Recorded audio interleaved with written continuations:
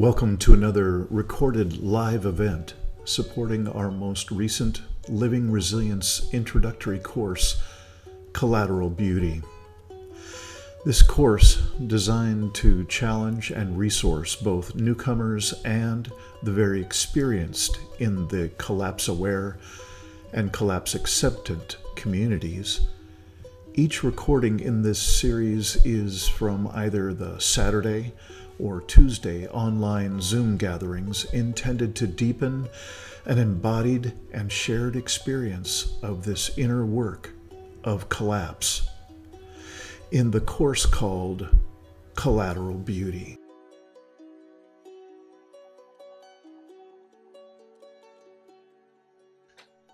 Well, hello there, and welcome to the second round of the Tuesday version of group practice sessions. All right. Looks like we have somebody showing up. Oh, well, you know, I started a little early here. Yeah. Hey there, Ben. Good to see you. Hi. Hey. I'm not sure I should be here. I haven't watched/read any of the course materials, and I have another thing at 5, so I have to leave early. Okay. You're welcome to stay if you'd like. I think it'll be quite easy to follow what we're talking about, even if you have no idea what we're talking about. It's not particularly difficult. And I'll be recapping some of the early material from these first 2 weeks. So Yeah, okay. So I did watch the video from the first session, but other than that. okay. Now, when you're saying video, meaning like one of these live session conversations or something else from the first week? It was the intro. There were 2 people attending other than you. Okay, yeah, that's good. Then that's fine. It was another group practice live session like this that was recorded. So that's what. No, it wasn't practice. It was the one that you posted as one of the videos for the Safe Circle call last week. Okay. Yeah, I think it was that. I think it was a group practice call. So it's okay. There was Saturday versions and there are Tuesday versions, and those are the only ones that have multiple live faces that were then recorded. So we're good. We're good. It doesn't matter. I think you're going to be fine. And I'm going to shoot for us being done by about 10 minutes to 5 o'clock. Does that work for Oh, your timing? yeah, it's just that somewhere it said it was gonna be till 5:30. Yeah, I've noticed that there are not a lot of people who are showing up for the live version, and nor in these first two sessions, first two of 6 sessions of the course. It is not particularly rigorous practice material. It's pretty simple. And I think you'll find that if you do decide to go through and for instance, dive into the embodied practice sections in each of the first 2 weeks, you'll find that it's pretty basic. It's not that it's trivial, but I think it's of all the sessions, it's the simplest. These are the simplest ones. So welcome, good to see you. And while I have been recording, because we were just getting going when you came in, I'm going to do a fresh start. And so I'll just forgive me while I do a minute or so of introduction to folks. And you guys will still be on the screen and we'll all get going. All right, welcome to the second Tuesday session of group practice sessions for the Collateral Beauty Course here in spring of 2024. There are going to be 6 Tuesday group practice sessions, and there are going to be equally 6 Saturday group process sections, I keep saying that, group practice sessions. And people are absolutely welcome to come when we're doing them live, as we are right now, or if you watch the recordings, which will be posted right in the session material in each week's curriculum. So, hi there. This is looking out from, this is our second Tuesday section. And this week's material is in section 2 of the coursework of Collateral Beauty. And really the main thrust here is what I would call first aid level resilience skills. And there's what to me is quite an important leaning on us defining and sharing a definition of dysregulation, and also the terms co-regulation and self-regulation.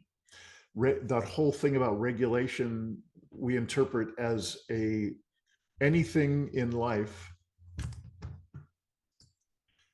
that takes us off center. That whole process of being knocked off center is usually called dysregulation. And we're going to talk a bit about that. Hey there, Bob. Welcome. Hey. And so we'll be talking a little bit about dysregulation and the different levels of dysregulation that people can easily become subject to in life. And then also this idea of self-regulation and co-regulation, which means how well can I individually bring myself back to a felt sense of center, consciously, volitionally bring myself back to center. And how can, in co-regulation, how can we do that together? Now, how can we bring ourselves to a sense of center together, both individually and collectively? And previews of coming attractions in the coming weeks, we're going to be talking about what happens after that. If you're lucky enough to have a circle that you can regularly be a part of, you can also start to generate a sense of coherence, felt sense of coherence, which is, I would say, a level greater than just co-regulation back to center. Coherence starts to give us access to a number of extraordinary ways of seeing, perceiving, relating that even returning to center isn't quite necessarily going to get us there. So again, that's for the later weeks, the next coming weeks, we will get there. So let's go back to the word dysregulation. And I'd like to just give you a minute or two of my perspective on dysregulation, and also remind you that if anyone who's watching the recording or anybody on the screen right now has not seen the Stages of Awareness video, which is one of the first videos of the whole course, and it's quite clearly marked Stages of Awareness. And in addition to a piercing, quite beautiful talk delivered and sharing that was delivered by a young woman who is an activist in a COP meeting, the Conference of Parties about Environmental Concerns. That's quite pointed and beautiful, but the second half is really why it's called Stages of Awareness. And it's 5 stages of how interconnected can I perceive myself to be in this world. And the first layer is basically the status quo. It is the very the human operating system that has gotten us into this predicament. There's not much in the way of self-regulation or co-regulation. And there's also not much in the way of an accurate perception of just how dysregulated we are individually and collectively at that base level. So this next layer that we're talking about today, the second layer of 5 in this progression that we're going to be going through in this course, it's often called the one problem level. And it basically means something in life has come along and as the mental health professional and boxer named Mike Tyson says, everybody's got a life plan until you get punched in the face. And that's his way of saying, look at what happens to us when something in life knocks us off center.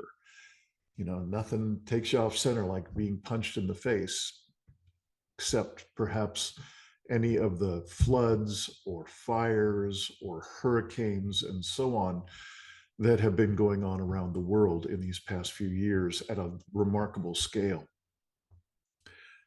So, what we're talking about in this progression at this one problem level is to be able to notice what happens to you when you become dysregulated. This is a reminder which Ben, you might notice when you get in to a number of the various videos for each of the sections, you'll hear me ask or request a lot or suggest a lot to come up with your own prompts for journaling and or conversation if you're lucky enough to have some folks with whom you can have some in-depth conversation and sharing about the insights that you might be having in this course. Dysregulation is something that I think we've normalized at an extraordinary level in our culture. I'm basically willing to assert that we have normalized a level of dysregulation that is literally taking us into the zone of possible extinction of humanity and many, many other species with us and because of us in the meantime. I personally am of mind that we will not see extinction of humanity in for quite some time, but we will likely see an extraordinary amount of suffering and early death by upwards of billions of people. And when you think about it in those terms, that's quite an extraordinary level of dysregulation that we've normalized. We've normalized that that is the condition of our governmental systems, our corporate systems, our mental health systems, and of course, our relationship within the environment in a number of levels. This is a global culture that is extraordinarily dysregulated. So I understand if that's a very large scale and perhaps difficult to hear assertion on my part. And I'd love to hear from y'all how you hold it, what you're seeing at that global level. But before we go there, before each of us gets a chance to just share what we're seeing from our perspective, I'd also like to include a more personal perspective. Like, how do you actually register when you're dysregulated? So I'm noticing for myself, I'd like to just give you a little bit of example of some sharing that you might want to do your version of in just a moment, if you're willing, is to share with us how do you know when you're off center? What are the sensations that you're aware of? What are the feelings or emotions that you're aware of? How do your relationships shift? How do your how does your relationship with fear or anger? So again, I'll just step into a little bit of an example to just model some of that sharing that I'm asking you to do, if you'd like. So I notice on a very personal daily level, so this is reeling it way back in from the extinction level stuff that I was just talking about. Just daily living, I don't have right in front of my face the possible extinction of humanity. I just couldn't hold that all day. It would fry my circuits to do that. So I'm hoping that we all have some way of disengaging with that level of stress for virtually all of our days, and to be able to selectively dial it up when it's time to pay attention to that level of what we're facing. So I'm noticing today, I'm happy to speak a little bit about today. I noticed that I did get dysregulated today. And I've got a pretty strong practice of self-regulation. I can cue myself through my energy body, through my physical body, through my mental body, or my sense making in the world. Each of these have a set of cues that I can uh, give my own system to be able to calm me down, slow me down, settle my system when I get dysregulated. And that was challenged today. And how I knew I was dysregulated, I was working with a person that had a very different way of talking and of breathing and kind of a pace of speaking. Excuse me. And I found myself a bit flustered and a bit off center just by speaking with them for a few minutes. I found myself dysregulated. How that showed up, and it was just not a this is not a life-threatening dysregulation. It's just noticeable. And there's a bit of anxiety about it. So I noticed that I was breathing really shallowly when I was speaking with this guy and hanging out with him. And I noticed that my field of vision had narrowed in as I was trying to focus on what he was saying and trying to suggest uh, uh, that we would remain on one topic long enough to get sort of a couple of questions answered before moving to another and another and another. And I wasn't very successful. I wasn't very successful at that. So um, with that kind of skittery attention, I noticed that I was continuing to breathe less and less deeply, and I was starting to match his rapid fire way of speaking. And that's also a cue for my system to be a little bit more anxious. So I hope you're hearing me just sharing with you what I'm noticing in a daily living workaday situation, noticing at a fairly low level what I consider to be noticeable cues of my being dysregulated.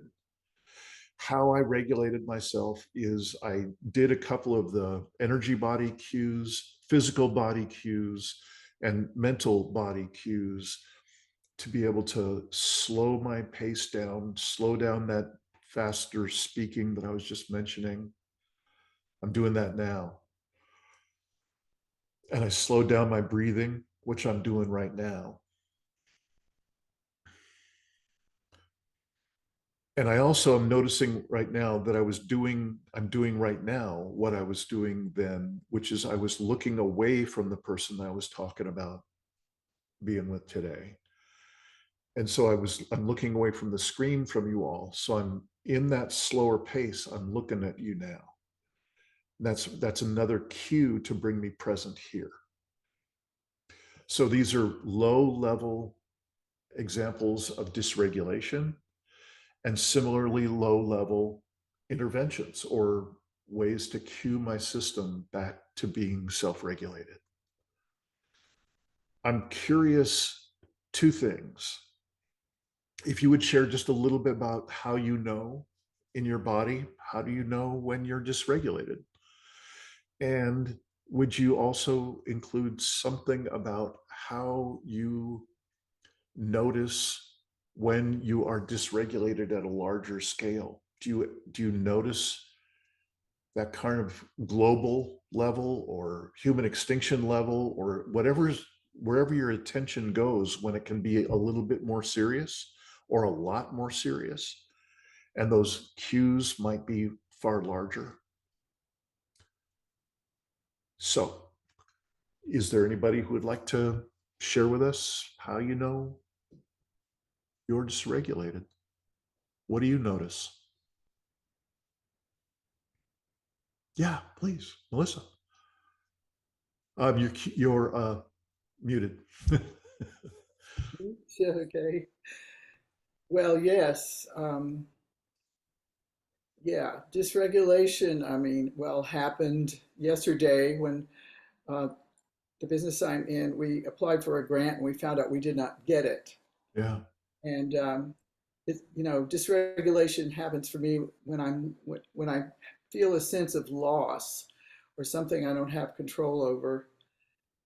Also the feelings of what could I have done differently, or I should have done this, and then self-blame and those kinds of things. And that's what happens when I am like by myself with the dysregulation. Also, I can't sleep. you Mm, know this mental thing of like essentially trying to change the past. mm, Now, I don't think there's anything wrong in intellectually looking at what was done and maybe do it better or get information about from the people who turned us down as to what that's about. And we are getting that as people that work together. But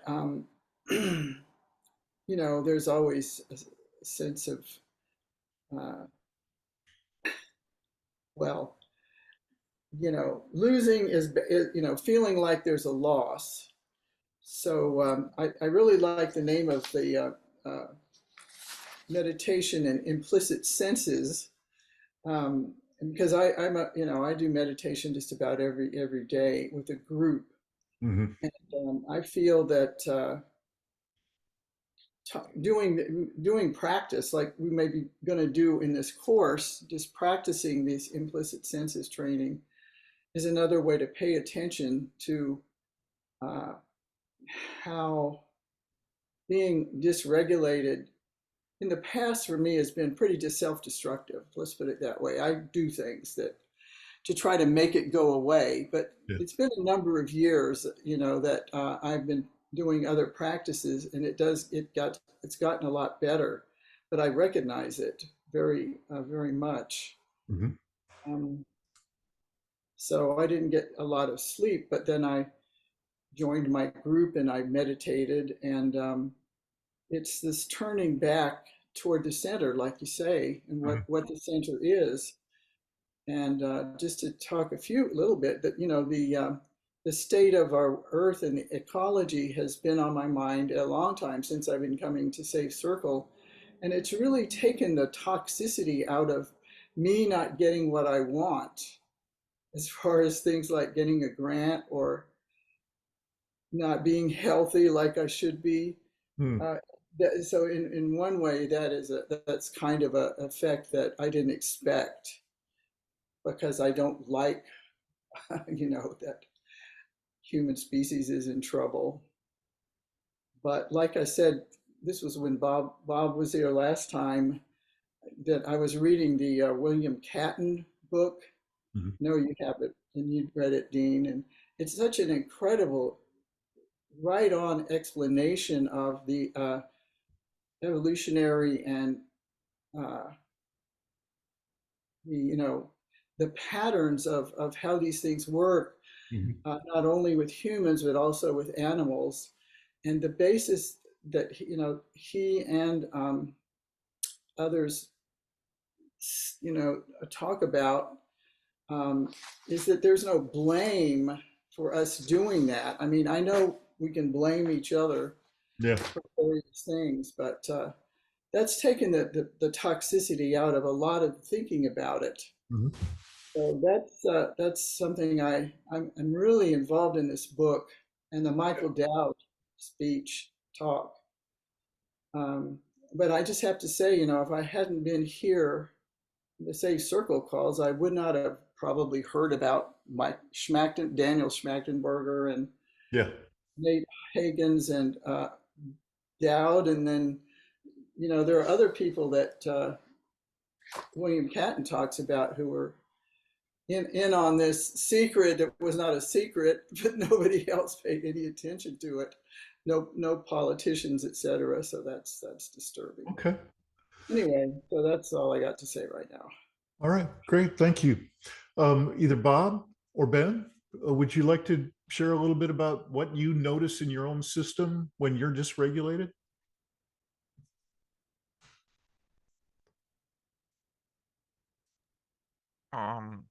Like it's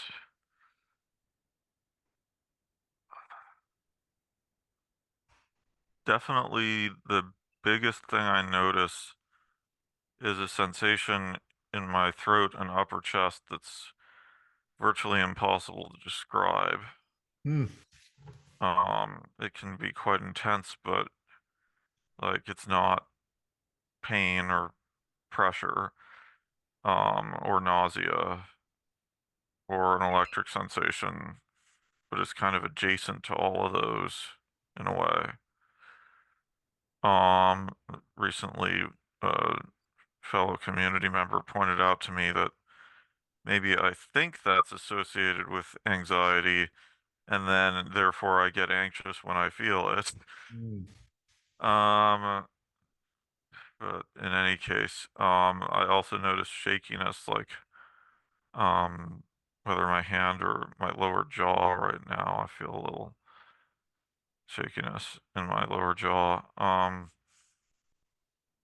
And I notice myself, either just lying around, not doing anything, or moving very quickly, getting things done in the fastest possible way, and forcefully, like almost stomping around the room, picking things up and then putting them down harder than I need to. This is sort of anger at having to do things when I'm in this upset state. Hmm. Um,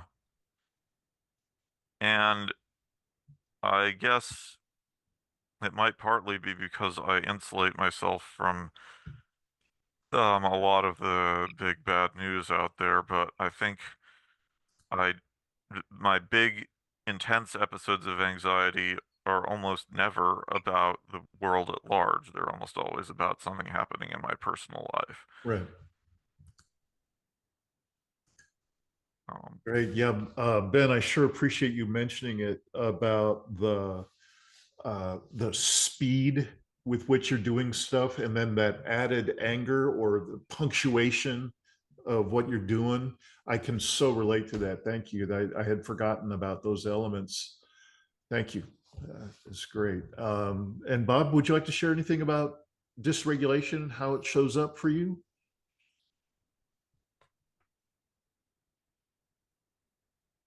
Um,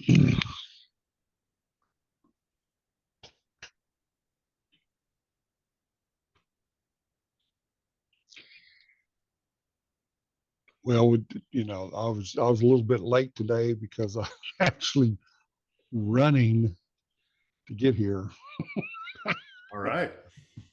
Where because the circumstances I had planned out, got behind, but I really wasn't too anxious about it. I just had to wolf down my supper in about 4 minutes, so, but, um, you know, I noticed that, when spring is here, um, nature has a way of reminding you, okay, you've got a time frame that you've got to keep. If you want certain things planted, if you want certain things to go in at certain times, and all those kind of things, that it says, here's my regulation. Uh,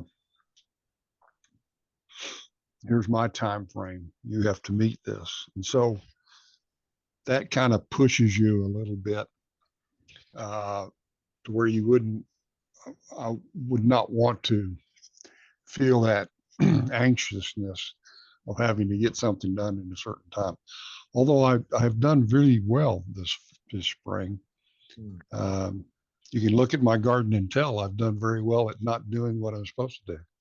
So, but it's okay. It's kind of like part of the plan. And that's how I look at the big stuff.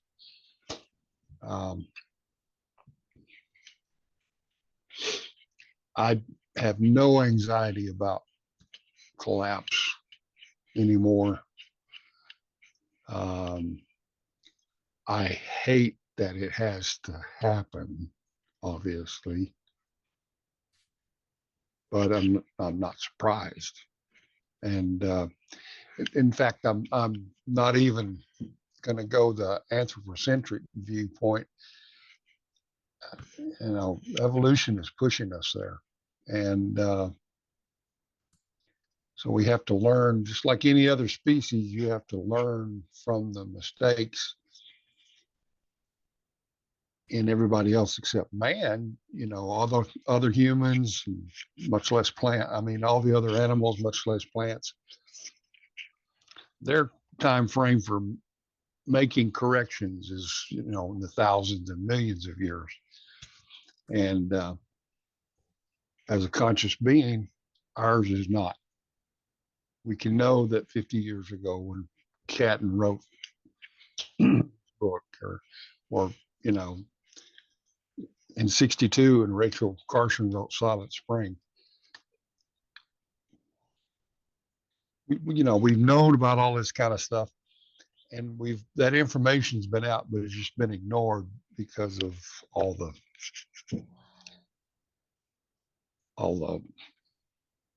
conveniences that acting on it would cause problems with. So I'm actually, you know, doing pretty good. When I find myself a little off center, I go back and do some reading in the text that I know is the truth to me, and that recenters me, and that gives me a sense of coherence. Mm-hmm. in being able to reconnect after getting off a little bit, reconnect and get past the centeredness and actually into a coherence again. Staying there is the problem. You know, it's so easy to get out of that.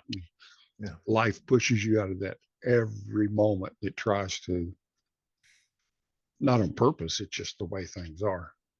So anyway, physically, I don't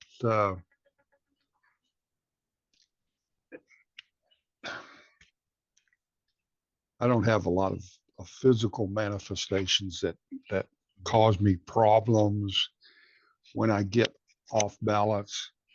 I'm able to do kind of what you were talking about, Dean, you know, recognize that and do the steps that I need to do to bring me back a little bit, to slow down a little bit. Mm-hmm. So I'm lucky in that sense, but then maybe I've had a lot of practice over the last few years and getting better at it, maybe, I hope. Anyway, so that's kind of where I'm at right now. So all right, as far as this discussion goes. Bob, thank you. Yeah. You know, I'm not surprised in hearing each of us just noticing what we notice in our own systems, in what's going on in daily life level. And, you know, each of us has, I'm guessing, a pretty advanced skill set for those basic self-regulation and co-regulation skills. But that's not normal for our culture. It's very rare that I'll meet just folks in, you know, the workaday world that really can articulate any kind of self-regulation and co-regulation skills. So yay, those of us who've got in our toolkit, yay. There's a couple couple pieces I'd like to just put in context for us in this section 2 material for this week. I've really intentionally included the things that I included to be really focused on this basic level. I promise you it's going to become a bit more high gradient in terms of the possible triggering or the possible dysregulation or the possible confusion or stress levels or anxiety. It's possible that waves of those things, and I should also include another important and common response in our system, which is numbness, which I would include very much in the feeling body or the emotions as they reside in our system. That is as real a feeling body attribute as any of the core feelings might be. So it's one to include if you're journaling on a regular basis. When are you dysregulated, and is numbness a part of that dysregulation? If so, I would say that you have a high level of discernment and perception about your own system. That's an advanced thing to be able to notice in your system. So just see for yourself. And what I'd like to sort of remind any of y'all who've already been through the section 2 material, and Ben, I think I heard you say that you have not yet gone through it. There are a couple of elements that I've very intentionally put into this basic level skill set and exploration. For the skill set, there's a good buddy of mine named Jack Adam Weber who leads us through embodied learning section in section 2. And he just slowly but surely takes us through a number of different practices that you might consider taking on if you don't have as many self-regulation options as you would like. So it's well worth going through it and shopping wisely. And none of them's all that complicated. They're easy to put together in your own little cluster that you could revisit on a daily basis if you would like. So I hope you'll do that. And next to that video is a written piece called Basic Resilience Skills Manual. And that's just some decent writing and some decent skills, suggestions, discernments that you may find useful. There's another element, another piece of that section for the second week, and that is really at the center of it, as far as I'm concerned, is the Facing Extinction essay, read in audio form from Catherine Ingram. I can tell you that if you like this, this is the only place you're going to find this. You're going to hear this. You can no longer read this essay or hear her reading it because she's asked for me to take it down, and she has taken it down off of her website. She's drafting something new that she'll, I guess in a year or so, she'll replace it. I still find it to be one of the most even-keeled, coherent communications of our predicament that I've ever read. She is a spiritual teacher down in Australia, and she's an extraordinary presence. You can hear it in her voice, and I invite you to just feel her presence through how she reads her own writing. It's quite informative, and it's a good energy reading of energy exercise or practice. In addition to the content, the mental body content of the essay is excellent. So my suggestion, and I'll be right with you, Bob, my suggestion with that is please have your journal ready for any journal prompting that you'd want to do, conversation prompts that you might want to come up with. or pieces that you notice you have a bodily reaction of any kind, or a energy body or a mental body reaction of any kind, it's really worthy to write those elements down in your journal as you're going through that particular essay. Bob, I'm sorry, you wanted to. I was trying to unmute and it wouldn't work. Okay. Maybe that's prophetic. Anyway, yeah, I mean, she touches every base in an essay about all of this. I mean, it probably took her a long time to put that together, because there's nothing, you know, even in Jim Bendel's book, you know, Breaking Together. This was like 4 years before that. Yeah. And except for those date references, and I'm sure that's what she's trying to update, Exactly. because the subject matters and the sections, when she calls them sections, and chapters within sections, she covers every base, and just updating the information a little bit to be current is all I think that she would have to do. But it is very prophetic to listen to that. And I may go back and listen to it again. Yep. It was even though the date references are a little off, but and yeah, if you can't get a written copy of it anymore, I may have to take some notes as I'm going along, because Yeah. every section, chapter is there.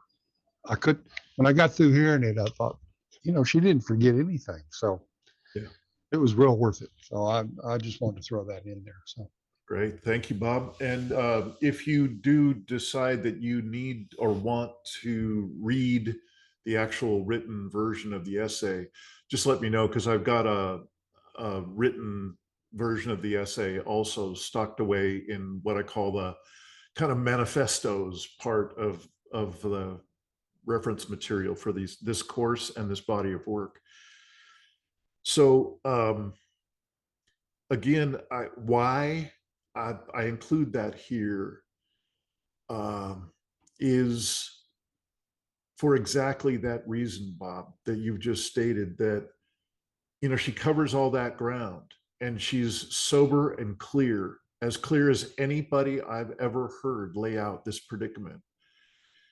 And what I'd like to ask you to do is just notice if there's any dissonance between listening to her clarity and her sobriety as she's laying it out, the way she's laying it out. And then I notice in my own system, there's a almost immediate dissonance between the coherence and the sobriety and directness and heart that she has in expressing what she's expressing. And then when I shift my attention to what passes for human relationship and expression in the mainstream media, or the endless doom scrolling that we can do these days, or any of the aspects of our world that we rely on for the world to work, like governmental communication and expression, corporate communication and expression, even down to community, and even in our own families, there can be a number of other elements that are discordant, that are not so sober, that can be extraordinarily biased, that can be literally soaked in some form of dysregulation or another, some sort of intensity in the communication and leaning in the communication that basically dissolves whatever might be coming out of that communication, called trust. How does trust live in your system when you listen to, when you feel into Catherine Ingram's expression in communication, and then when you shift your attention to the mainstream media and social media and so on in our world? What is the shift with regard to trust, basic relatedness, coherence? These are all areas that I would suggest might be useful to journal about, and hopefully have conversations with kindred spirits that you have around you, that you can have that kind of conversation. I think her essay is a worthy place to practice that. I'm looking right now at the other elements in section 2 that we're heading into in this week. And if you haven't already, I would please ask of you to dive into some of the beauty that we've included. If it's songs, if it's poetry, if it's art videos, and I'll be adding a couple more to various later sections in this course. And I'd really invite you to enjoy, to allow your heart to open a little bit, to just feel into the songs, the poetry, the art videos, and so on. That's really been included for a reason. And I hope you'll explore how that resonates in your own heart. Okay, Bob, I'm looking at could not get the beauty song. Don't give up. Oh wow, it didn't play. Wow, thank you. That's important to let me know. I'm happy to get on that. So within a very short while after our call today, I will get that fixed, because it's a sweet version of that song. So those of you who are on the call today, I've included one last link of suggested material that is fresh off the press in my world. It's from resilience.org, which is one of the finest organizations for sober, clear communication of almost any aspect of our predicament, global predicament, from environment to finance to government to policy and so on. They're extraordinary. And this particular, I'm gonna screen share for just a moment. All right, so hopefully you can see the resilience page, the article called Sleepwalking into Catastrophe.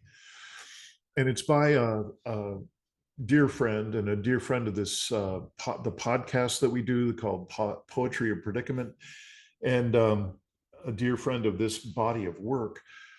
And he's a climate scientist named Wolfgang Knorr. And Wolfgang is he's always been a very, very heartful member of the science communicator community. And he's never hesitated to include very personal sharing of what he's experiencing as he's trying to tell the world about what he's aware of through his particular kind of exploration and research, and particularly with climate research. And why I'm asking you to read this is that he's one of a relatively small but growing number of climate, particularly climate scientists, who are able to couple together human-caused collapse or impending collapse from their point of view about collapse of Earth systems, climate change, and so on, with also coupling that with human-caused collapse of human systems. And this relatively brief essay couples them powerfully, piercingly. He does not mince words. And this has very much been my experience as well. I am not a climate scientist. I don't pretend to be anywhere near the expert that Wolfgang Knorr is, but it has been my intuition, my experience directly in my extensive research at this point as a lay researcher, that these are coupled, and there's no way to separate them. And it's just rare for us, particularly a scientist in this field, to be so boldly coupling them and speaking that in his sober, clear voice. So I hope you will enjoy this essay. And for folks who are watching the recording, I'll of course be including the link to this article. I don't expect you're going to be able to read this as I'm just scrolling randomly on the screen. So you'll be able to read it at your own pace. And again, I would just suggest that you also have your journal nearby to notice when he couples those pieces together, the collapse of human systems with the collapse of Earth systems. Notice what occurs in your body as you read through that, what that implies. So that, yeah, I wanted to read you all really substantially from that article, and I'm afraid we don't have the time and space for that kind of reading for me to do that with you right now. So I hope you will enjoy that that article. And Ben, it's good to see you as a newcomer to the screen for our group practice sessions. Hope to see you in more of them if you can, and in the recordings if you can't. And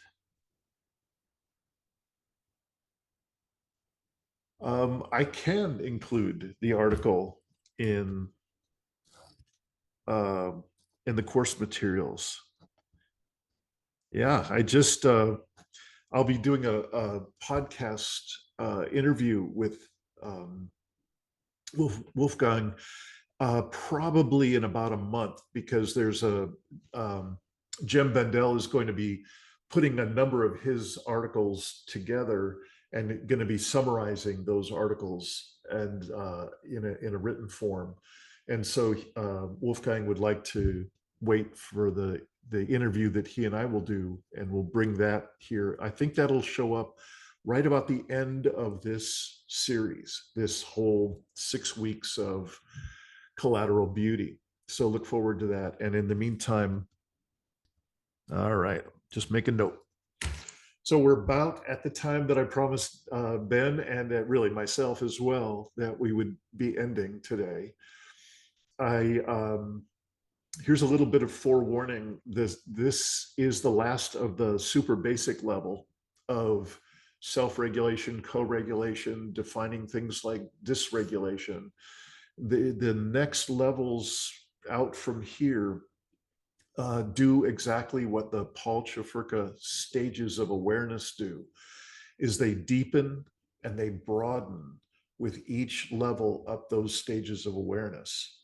So the practices and the explorations that we're going to do at each level are going to deepen and broaden, and you'll have your choice of how deeply you'd like to engage with each practices in each week. Bob, did you have something that you wanted to say? No? Okay. And you were you're muted. I was sneezing. Oh, okay. I couldn't stop it. All right. I got it. All right. And so as we're just a moment away from closing up, would y'all just take a moment to say a couple of words about what you might have noticed today, anything that sparked for you that you want to perhaps pursue a little bit more, or anything that you would like to share about what you're left with after our brief time together. So anybody would like to check out? my mind is much more open. It usually is in these sessions. So I look forward to 6 o'clock. Okay. I'm feeling a little dysregulated by um having looked at the course materials and realized just how many of them there are to get through. Um, Also a little confused because it didn't feel like we practiced any practices other than noticing what our dysregulation feels like. Mhm. Are we sometimes doing, like, for example, meditations during these calls? Yeah. There's a little bit more of the embodied practice in the Saturday session that just precedes this one. So that very first, is that true? No, it's the second Saturday session that should be posted in that second section.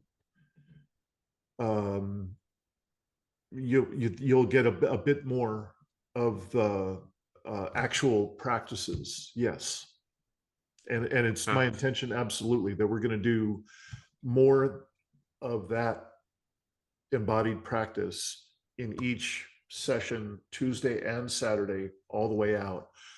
So, and yes, that's what we ended up doing today, was just a scanning for and an articulation of dysregulation, and possibly sharing some of how we self-regulate back at Okay. the center. But not necessarily practicing it. Right. And it is a practice to articulate what we do in those areas. So for me, Okay. that's qualifies, but I hear you, and I'm happy to get more uh, more body into it. I'm happy to do that. All right. All right. Thank you. Bob, do you have anything that you would like to check out with? You are muted.